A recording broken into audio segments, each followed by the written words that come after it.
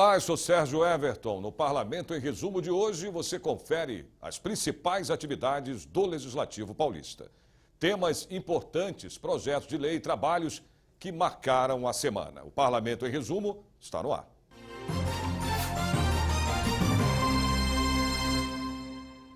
E as medidas de combate à violência nos estados foram assunto da visita que o presidente da Academia Nacional de Direito Desportivo, o ministro Guilherme Bastos, fez ao presidente da Assembleia Legislativa, deputado Fernando Capês. O ministro do Tribunal Superior do Trabalho e também presidente da Academia Nacional de Direito Desportivo esteve na presidência da Assembleia Legislativa de São Paulo para tratar sobre a violência nos estádios.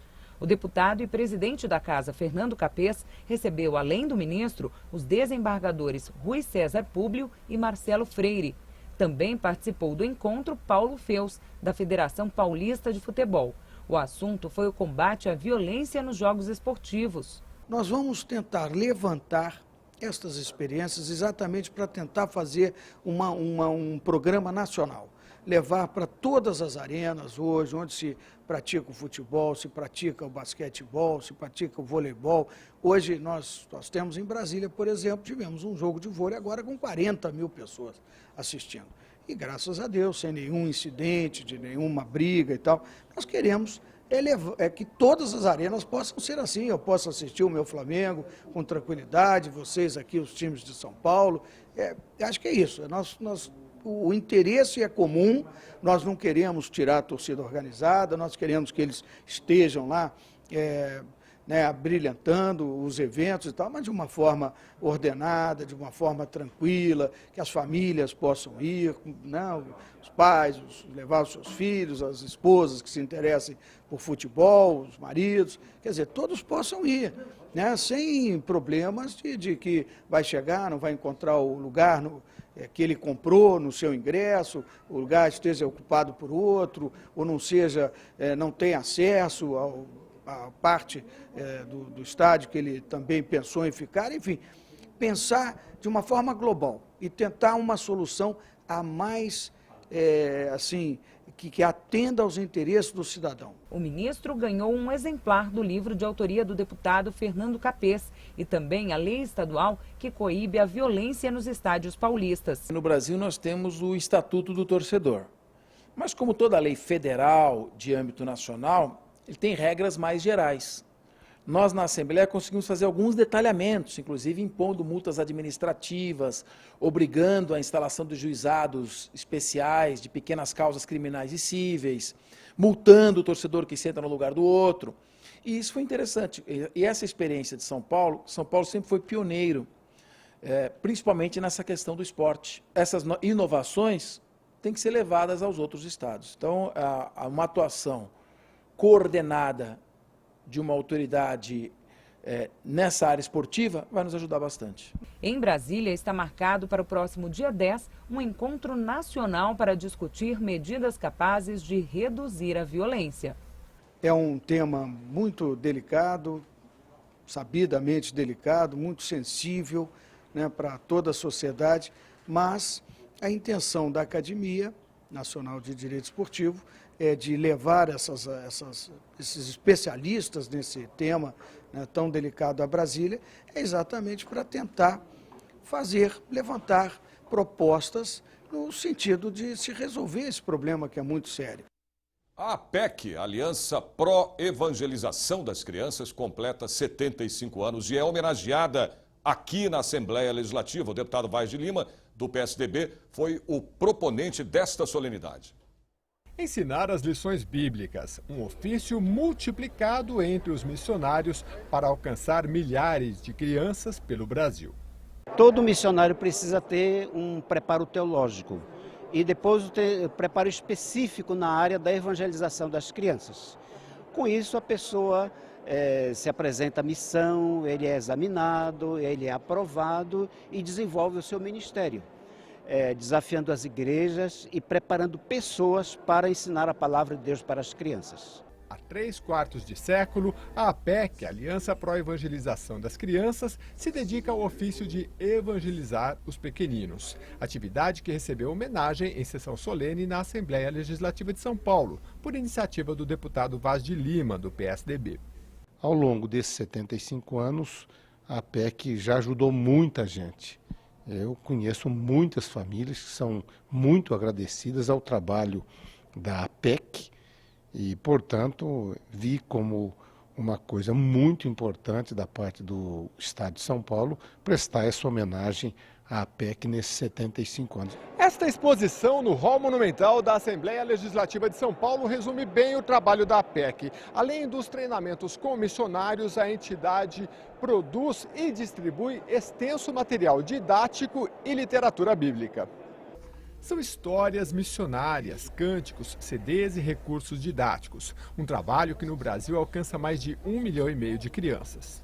A Aliança para a Evangelização das Crianças, ela tem uma área de se voltar para as crianças, em todos os segmentos, crianças deficientes, crianças carentes, crianças indígenas, crianças nas escolas, nas creches, e ela trabalha em 3 direções, uma diretamente com as crianças, outra treinando pessoas. Nós temos cursos de especialização, formando pessoas para que tenham habilidade para trabalhar com as crianças, ensinar as crianças, e também tem a literatura que se coloca na mão das crianças, uma literatura que seja lúdica, que tenha realmente um visual agradável, porque uma imagem fala mais do que 1000 palavras. Então a nossa organização se esmera nesse tipo de trabalho, um tripé: educação, literatura e as atividades diretamente com as crianças. O deputado Hélio Nishimoto, do PSDB, prestigiou o evento.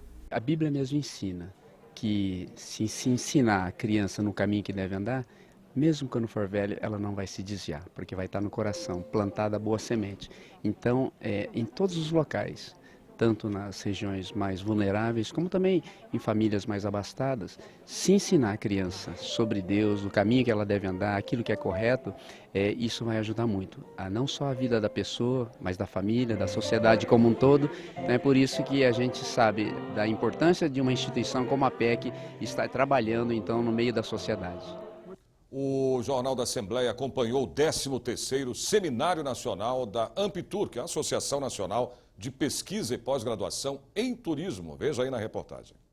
O evento é itinerante e acontece em cidades com universidades que têm mestrado e doutorado em turismo no currículo acadêmico. Ano passado, o evento aconteceu em Natal. Este ano, foi a vez de São Paulo sediar o seminário. Por conta disso, plenários e salas de reunião receberam doutores e mestres do país inteiro. Nós resolvemos realizar o evento aqui na LESP pelo fato de trazer a discussão do turismo para o centro da administração política do Estado. Isso a gente acredita que eleva a importância dessa atividade, desse fenômeno de inclusão social, de divulgação das belezas naturais, de geração de riquezas e do estabelecimento da paz mundial, obviamente. A conferência é promovida pela Associação Nacional de Pesquisa e Pós-Graduação em Turismo, a Amptur, organizado pela Escola de Artes, Ciências e Humanidades da Universidade de São Paulo, e recebe o apoio do primeiro secretário da Assembleia Legislativa de São Paulo, o deputado Enio Tato, do PT. Uma das palestras aconteceu no auditório Paulo Kobayashi. O tema: sustentabilidade e turismo. O turismo é uma área que está totalmente envolvida com a sustentabilidade, tanto como agente causador de impactos, vetor de impactos negativos em relação aos destinos turísticos, como também como agente de propulsor, de alternativas de desenvolvimento sustentável, de soluções inclusive. Então o turismo ele tem essa dualidade, ele vive nessas duas facetas. Então é claro que a sustentabilidade é esse paradigma, é esse princípio que a gente está discutindo, então, ele é o nosso tema central. E no nosso meio acadêmico de pesquisa, produção de conhecimento em turismo, temos já sempre colocamos a sustentabilidade nas nossas pesquisas, independente da área, independente da especialidade de cada um. É um tema que sempre permeia, que está sempre presente nos nossos trabalhos. O termo sustentabilidade ele é carregado de uma polissemia, de uma complexidade, e todo mundo que se sente sensível dentro desse métier.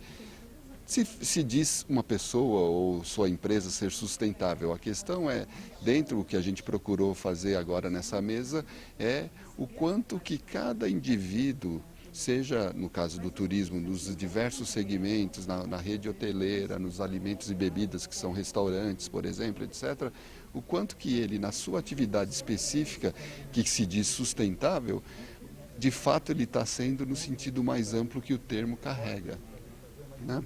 Porque é lógico, tem que ter a saúde financeira, e ela é importantíssima, mas também temos que ter a saúde social, a saúde ambiental dessas atividades.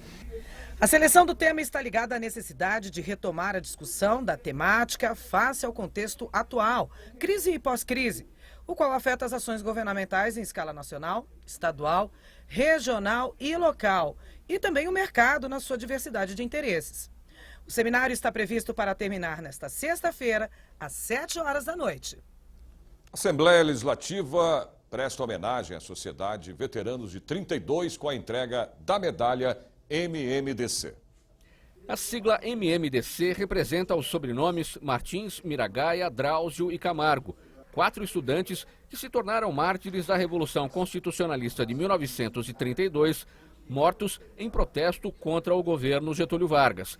A medalha MMDC foi instituída pela Sociedade Veteranos de 32 e oficializada por decreto estadual. As pessoas são escolhidas a dedo, com muito critério, pelos presidentes dos núcleos que nós temos. Por exemplo, esse aqui nós temos o núcleo MMDC Leste e o núcleo do Ibirapuera, Heróis de 32.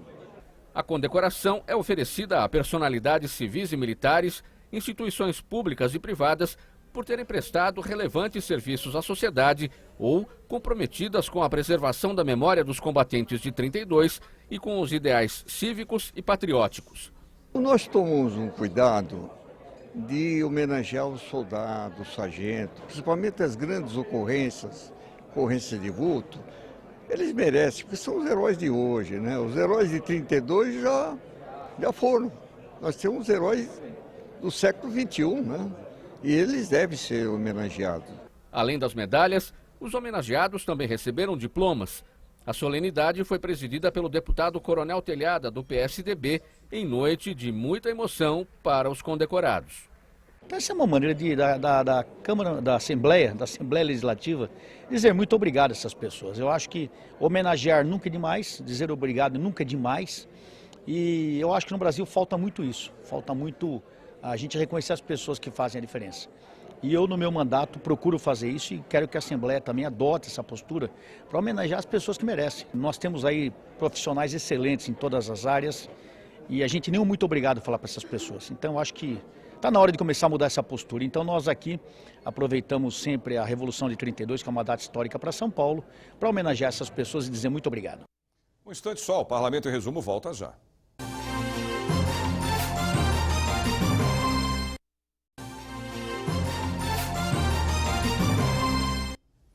O secretário Davi Uípe apresenta o balanço da gestão da saúde no Estado aos deputados da Comissão de Saúde. Na reunião, o secretário Davi Uípe afirmou estar preocupado com a insuficiência de recursos para investimento e custeio da saúde provocada pela queda da arrecadação. O Estado de São Paulo perdeu ano passado 5 bilhões de arrecadação, esse ano está em 8 bilhões e a conta é simples. 12 bilhões, 12% dá 1,5 bilhão a menos para a Secretaria de Estado do Orçamento. A mais disso, quem mais arrecada que é o governo federal, menos repassa. Neste momento, do total que nós temos para investimento e custeio, 25% sai do governo federal e 75% do Tesouro. Então eu estou muito preocupado, a despeito, o governador descontingenciou a saúde e antecipou as cotas, mas realmente nós estamos vendo que isso não é suficiente. O secretário afirmou ser contrário à PEC Federal 241, que congela gastos e delimita teto de despesas em saúde. A oposição cobrou do secretário a defesa da PEC Federal, que define um gasto mínimo de 10% da receita corrente bruta da União em saúde. A proposta é conhecida como Saúde mais 10 e estabelece os investimentos da forma como foram concebidos quando o SUS foi criado. O que eu acho que ficou faltando na apresentação do secretário foi uma defesa da proposta de Saúde mais 10, que é um projeto com caráter suprapartidário, de autoria do deputado Vanderlei Macris, e que estabelece um gasto mínimo em saúde de 10% das receitas correntes brutas da União. Se já há um patamar obrigatório mínimo em âmbito dos municípios e dos estados, nada mais razoável do que nós tenhamos também uma delimitação de obrigações da União. O secretário disse ser a favor da proposta Saúde mais 10. Eu defendi o projeto no Conselho Nacional de Secretários Estaduais, sou absolutamente a favor e continuo lutando. Da mesma forma que eu sou contra a PEC 241. Então, a minha posição é muito clara. Estou em busca do melhor financiamento para a saúde. E tudo que eu puder fazer na pessoa física e de secretário, eu farei para conseguir mais recursos para a saúde. O presidente interino da comissão, deputado Gil Lancaster, do Democratas, ressaltou como a Assembleia Legislativa deverá atuar em relação à busca do equilíbrio das contas da saúde. Muito provavelmente o governador vai mandar um projeto aqui para a Assembleia para que a gente possa votar mais orçamentos para a saúde. O governador já está aberto a isso e nós cremos que nos próximos meses será votado aqui na Assembleia positivamente. Bom, e o secretário de Estado da Saúde, Davi Uip, também recebe uma homenagem aqui na Assembleia Legislativa com o colar de honra ao mérito. A iniciativa partiu do presidente da Casa, deputado Fernando Capês. Há 3 anos, à frente da Secretaria de Estado da Saúde de São Paulo, o médico, professor de medicina e infectologista de reconhecimento internacional foi agraciado com o colar de honra ao mérito, com a presença de familiares, amigos e autoridades. A Assembleia Legislativa de São Paulo está de parabéns, o senhor presidente Fernando Capês, porque a figura do homenageado é uma figura exponencial, que todos nós temos carinho, amizade e admiração. O Dr. Davi Uip, o professor Davi Uip, o amigo Davi Uip, é uma figura que merece esta homenagem por sua trajetória extraordinária. Em primeiro lugar, um ser humano admirável, um ser humano que tem as características humanísticas que o tornaram esse grande profissional. O Dr. Davi Uip merece toda essa homenagem e muito mais, porque ele realmente tem dado exemplos a serem seguidos, tanto por homens públicos como pela sociedade. A Assembleia Legislativa acerta em cheio e o presidente Capês em homenagear o nome, a figura e a pessoa do Dr. Davi Uip. Dr. Davi Uip é formado em Medicina, mestre e doutor em Doenças Infecciosas pela Faculdade de Medicina da USP, pela qual também é professor livre-docente. O homenageado dirigiu grandes hospitais públicos do estado de São Paulo, como o INCOR, Instituto do Coração, e o Instituto Emílio Ribas, além de presidir a Fundação Zerbini. Foi também fundador e diretor da Casa da AIDS por 10 anos. Há 3 anos, assumiu a Secretaria de Estado da Saúde de São Paulo, na qual realizou programas voltados à saúde pública, como o Santa Casa Sustentáveis e Mulheres de Peito. É uma honraria ímpar. Eu acho que é o momento da minha vida que eu consigo entender o porquê de tantas coisas. Ser homenageado por essa casa é ser homenageado pelo povo de São Paulo, todos os seus representantes. Então, é um momento ímpar para mim, para minha família estará inteirinha aqui, para os meus amigos, e é uma história de vida. Quando você passa por tudo que eu já passei, vivi tudo que eu vivi, e chego neste momento, realmente eu me sinto consagrado, reconfortado, porque são 2 sentimentos muito interessantes, e especialmente por quem propõe isso, que é um queridíssimo amigo, que é o presidente dessa casa, o Fernando Capês. Então, é uma mistura de bons sentimentos, é uma mistura também de entender que é um dever cumprido. Depois eu completarei 41 anos de serviço público no final desse ano, então é uma história, e é uma história muito bonita, idas e vidas, vitórias, poucas derrotas, felizmente, mas eu estou muito feliz. O governador do estado de São Paulo, Geraldo Alckmin, foi representado pelo coronel José Roberto, coordenador estadual da Defesa Civil. É um homem que tem uma vida dedicada à saúde, à medicina, não é de agora, dedicado não só ao país, tem trabalhos feitos na África, então tem um trabalho expandido pelo mundo, um estudioso da infectologia, algo importante nesse momento em que a gente vive uma crise com relação às arboviroses. Tem um trabalho muito importante no estado de São Paulo. A parceria da Defesa Civil com a saúde foi muito boa, muito exitosa. Baixamos muito o número de casos de dengue, mortes no estado de São Paulo. Então essa homenagem vem em boa hora. é justa, merecida. Sou muito fã dele, então sou suspeito para falar. O presidente da Assembleia Legislativa de São Paulo, o deputado Fernando Capês, proponente da homenagem, falou de suas motivações pela indicação da honraria.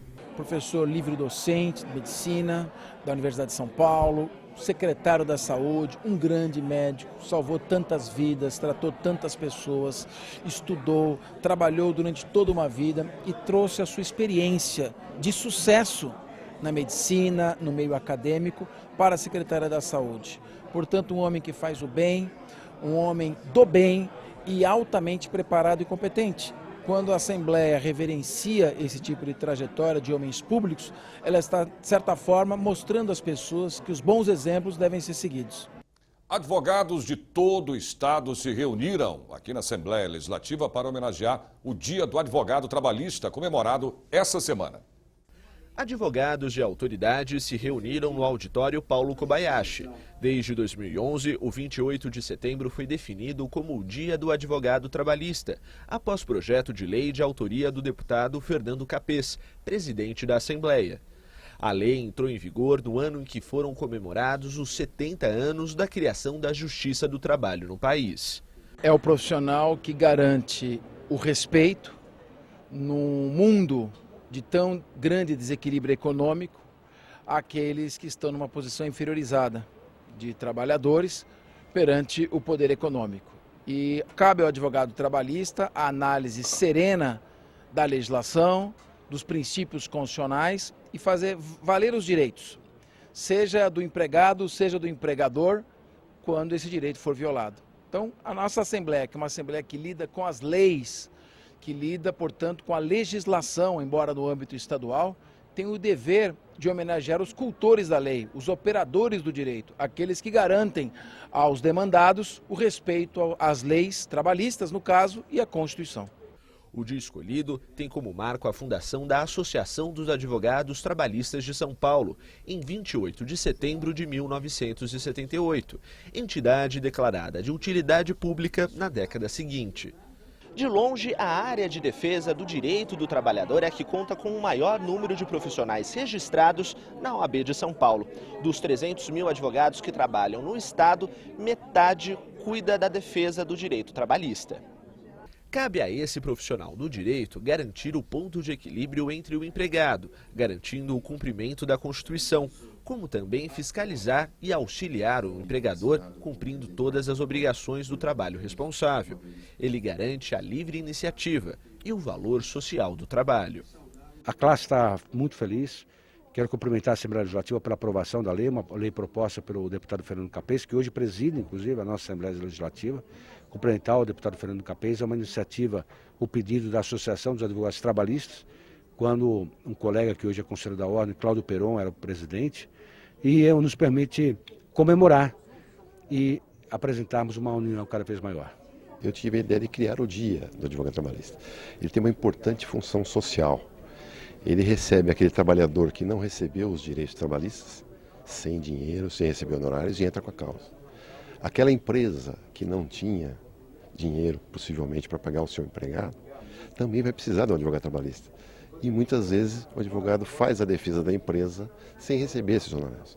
Então, essa importante função social, só por esse ponto, né, já justificaria a importância de um dia criado para essa atividade tão batalhadora e tão importante no meio social. O projeto de lei que tramita aqui na Assembleia Legislativa pretende instituir o Dia do Jovem Empreendedor. O objetivo é homenagear e também incentivar as iniciativas de jovens que contribuem para o desenvolvimento da economia brasileira. Ter seu próprio negócio, transformar oportunidades em lucros. Da iniciativa do empreendedor dependem empregos e o desenvolvimento do país. O brasileiro é tradicionalmente uma nação empreendedora. Os relatórios que monitoram a atividade empreendedora sempre apontam isso. O Brasil está sempre no topo do ranking, né, nas posições principais. Isso é muito positivo. Porém, é muito importante que todo mundo que pense em empreender, fazer uma empresa, se prepare, entenda os conceitos e as funções de gestão, entenda a oportunidade que ele está procurando explorar, desenvolver sua empresa, entenda os conceitos de negócio, de mercado, de público, de produto, aspectos de legalização, ou seja, só dá para empreender depois que você estiver preparado para fazer a entrada no mercado. A gente costuma falar o seguinte: invista muito tempo e energia primeiro planejando, buscando informações, descobrindo o que é atuar naquele segmento, para depois investir dinheiro, investir capital e aí sim fazer o negócio funcionar. O consultor lembra que neste ano de 2016, só no estado de São Paulo, cerca de 500 mil empresas devem passar pelas ações de orientação promovidas pelo Sebrae. O papel do Sebrae é apoiar o empreendedorismo e apoiar as pequenas empresas no desenvolvimento da sua competitividade para fortalecer a economia nacional. Isso é feito das mais variadas formas e para todos os tipos de empreendedores, desde aqueles iniciantes que estão começando com as ideias, até aqueles que já estão estabelecidos e estão buscando ampliação de mercado, crescimento, muitas vezes internacionalização.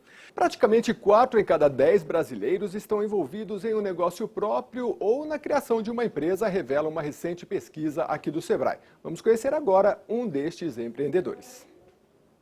Camilo começou a empreender com 14 anos. Sua empresa é responsável pela fabricação do primeiro beacon nacional. Este aparelho que identifica por meio de um aplicativo as promoções de comerciantes próximos a um smartphone, por exemplo. O que nos dá muito orgulho, o resultado é o primeiro beacon, o primeiro dispositivo emissor de Bluetooth para microlocalização e para comércio, para marketing e comércio nacional, 100% com tecnologia nacional e que está sendo lançado agora em outubro. E o que ele faz? O que ele faz, ele emite sinais que você pode receber pelo seu celular e se você está num shopping ou numa loja e passa próximo disso, você recebe uma mensagem avisando ou com uma propaganda, ou com um desconto, com um benefício a respeito daquilo que está ao seu lado. Então, se você está comprando calçado, por exemplo, e tem um beacon desses, do lado de um calçado, você pode chegar ali e receber mais informações sobre aquele calçado em particular.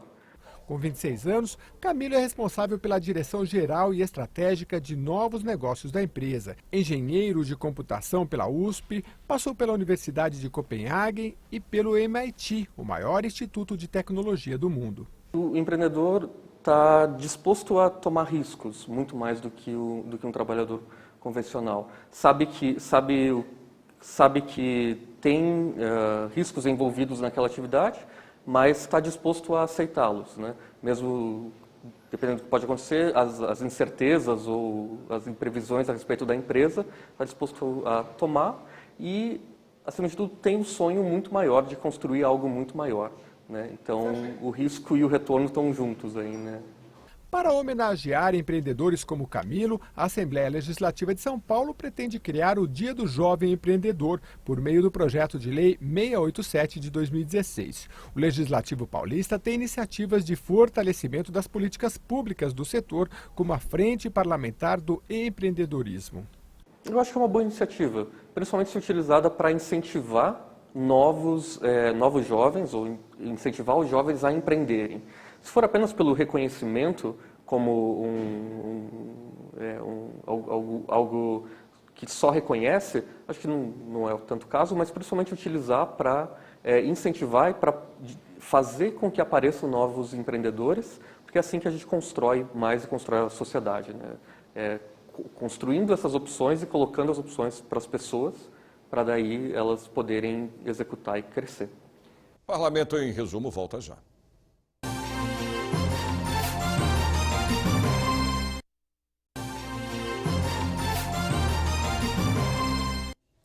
A Assembleia Legislativa cedia o 13º Seminário Nacional da Amptura, Associação Nacional de Pesquisa e Pós-Graduação em Turismo. O evento tem o apoio do deputado Enio Tato, do PT. Thaís começou a estudar turismo com 17 anos. Hoje, aos 24, faz uma pós-graduação na área. O turismo hoje ele é um catalisador de infinitas oportunidades, economia, cultura, educação. Então, quando você faz uma pós-graduação em turismo, você é habilitado para ser um profissional não apenas técnico, mas um profissional que vai entender a complexidade da sociedade e ajudar com atividade turística o crescimento da sociedade. O estado de São Paulo tem pelo menos 300 municípios com potencial turístico e cerca de 80% dos grandes eventos do país são realizados aqui. Em 2015, uma lei de iniciativa de diversos deputados criou a figura do município de interesse turístico, que faz parte das ações da Assembleia Legislativa de São Paulo para criações de políticas públicas para o setor. Além de parcerias voltadas à formação de administradores da área do turismo, a Casa acompanha de perto iniciativas como esta do seminário, para profissionais, mestrandos e doutorandos da área turística. O evento reúne as 9 pós-graduações de turismo no Brasil, é um evento que já acontece há 13 anos, é a 13ª edição desse evento, e a importância do turismo como fenômeno social, fenômeno econômico, gerador de riqueza, gerador de inclusão social, é preeminente na sociedade, na atualidade. Então a Amptur, que é essa associação dos programas de pós-graduação em turismo do Brasil, se preocupa justamente com a alta qualidade na investigação e no desenvolvimento do conhecimento científico na área. O seminário foi aberto com uma palestra sobre sustentabilidade hoje, temas emergentes e convergentes. O que há de mais atual, emergente e convergente é a Agenda 2030, que estabeleceu os 17 Objetivos de Desenvolvimento Sustentável. Isso foi um acordo entre 194 países que foi firmado exatamente há um ano atrás, na ONU. É uma coisa muito complexa e de difícil comunicação. Então, por isso que um ano depois ainda nós estamos falando disso como se fosse uma tremenda novidade. O seminário foi organizado pela Amptur e pelo Programa de Pós-Graduação em Turismo da EACH, Escola de Artes, Ciências e Humanidades da USP, e conta com o apoio do deputado Enio Tato, do PT. Um programa novo, numa área de repercussão importante no país. Acho que o país tem que melhorar a sua qualidade de pessoas que trabalham no turismo, para que nós possamos gerar melhor qualidade de vida para o nosso povo através do turismo. E a universidade, a outra característica, é que ela atua em todas as suas áreas.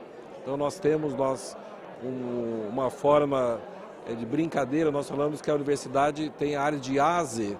Quer dizer, todas as letras estão representadas. E o turismo é uma delas que nós cada vez mais investimos pesadamente e esperamos muito dessa área dentro da universidade.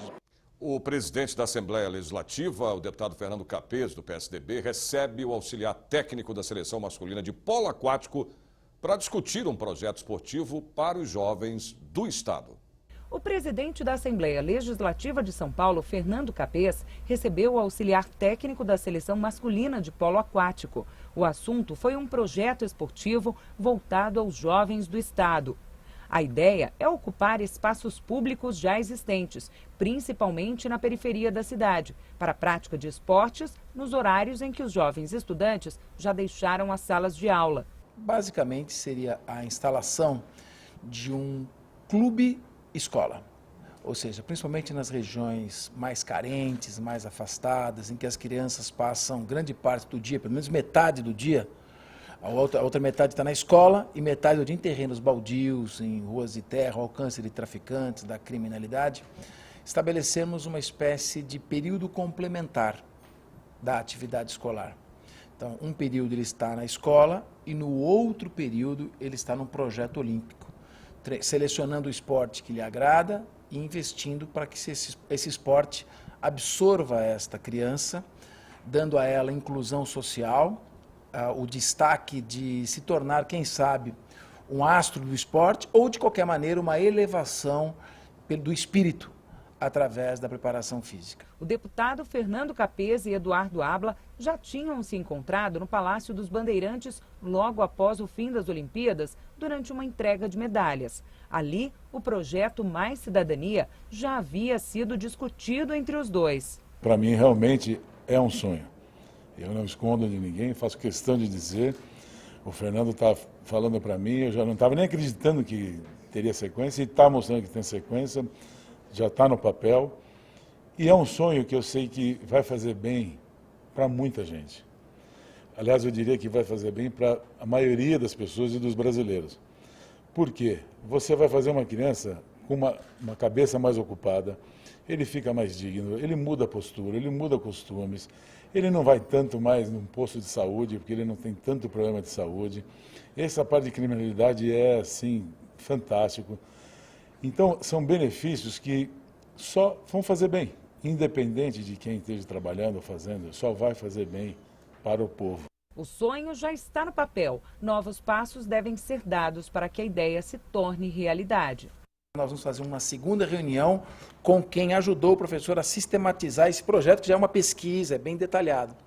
Dessa reunião, nós vamos partir para uma reunião com o secretário de Esportes e vamos começar a trabalhar. E a Assembleia, independentemente das ações do Poder Executivo, vai fazer aquilo que estiver dentro da sua atribuição. Agora, importante que ele coloca aqui, por que os projetos não funcionam, por que eles acabam se perdendo no tempo. E a pesquisa aponta claramente, falta persistência. Consistência e persistência. Então é preciso continuar, que não seja apenas uma reunião, que ela tenha sequência. Bom, depois de 135 dias de trabalho, a CPI da epidemia do crack chega ao fim. O deputado Wellington Moura, do PRB, relator da CPI, leu o documento final dos trabalhos. A CPI convocou 5 pessoas. O relatório vai ser encaminhado ao Ministério Público.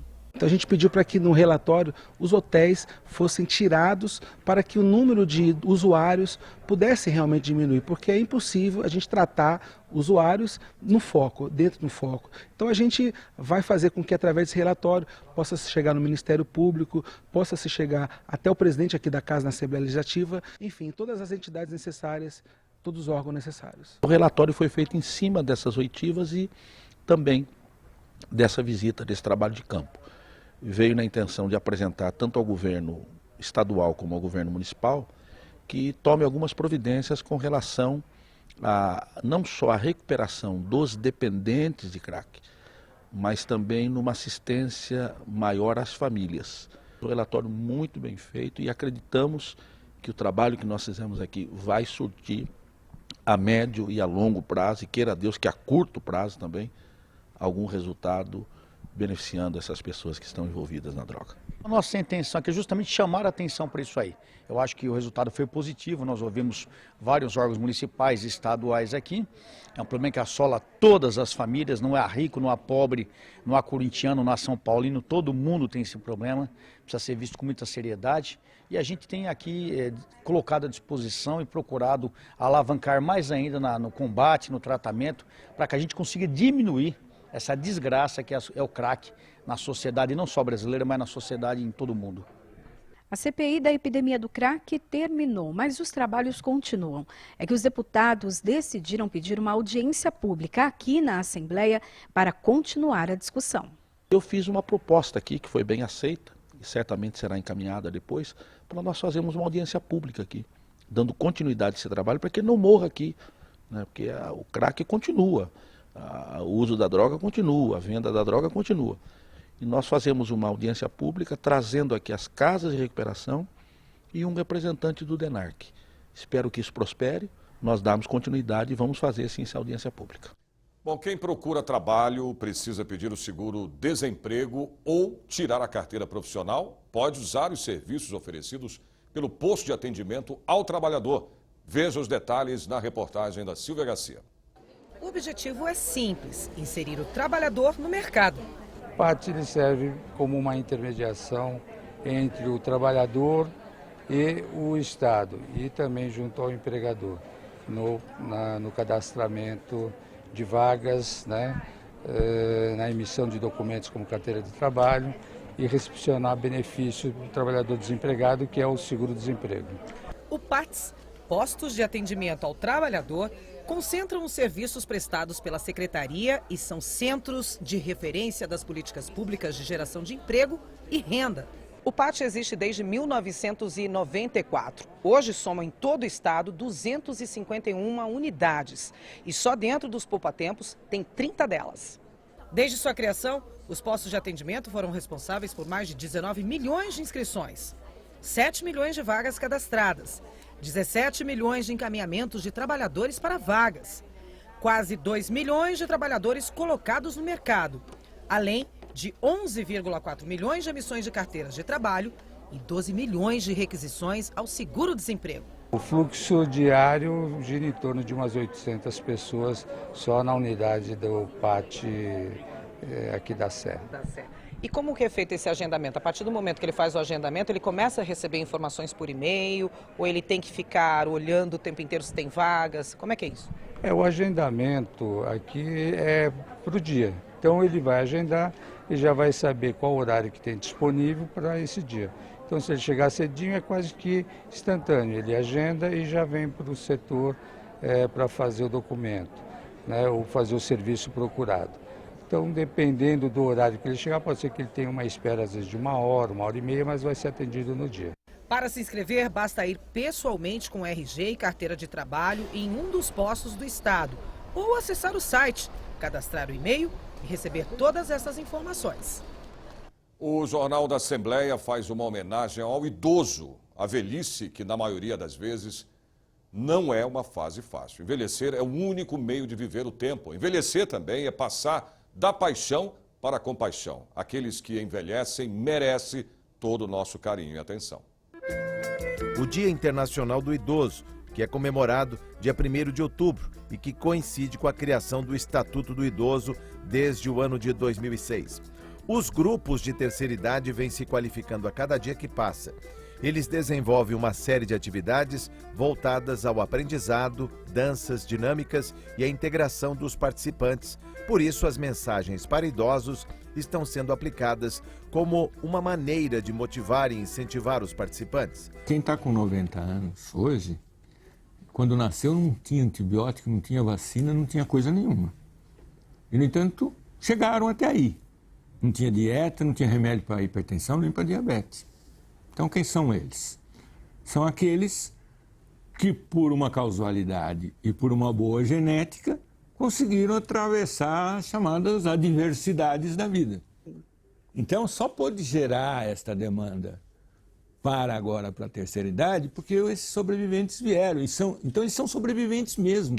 Eles são como se fosse uma raça que foi depurada a partir de um ambiente sem água, sem esgoto, rural, essencialmente rural. O Brasil deixa de ser rural na década de 80. A ONU destaca as questões da assistência aos idosos e de sua integração e participação na sociedade, bem como da independência que lhes é inerente e que deve ser-lhes garantida em direitos como oportunidade de trabalho, lazer, determinar em que momento deve afastar-se do mercado de trabalho, poder viver em ambientes seguros e etc. O dia 1º de outubro, portanto, é reservado para pensar sobre todas essas questões fundamentais a respeito do idoso. Eu acho que deles saírem de casa, sair da rotina, né? Sair daquele ambiente de casa, vir para um outro ambiente, ter uma socialização com os colegas da Hidro, né? Eles vão a bares não, mas a restaurantes juntos, eles completam aniversário, então eles se socializam bem.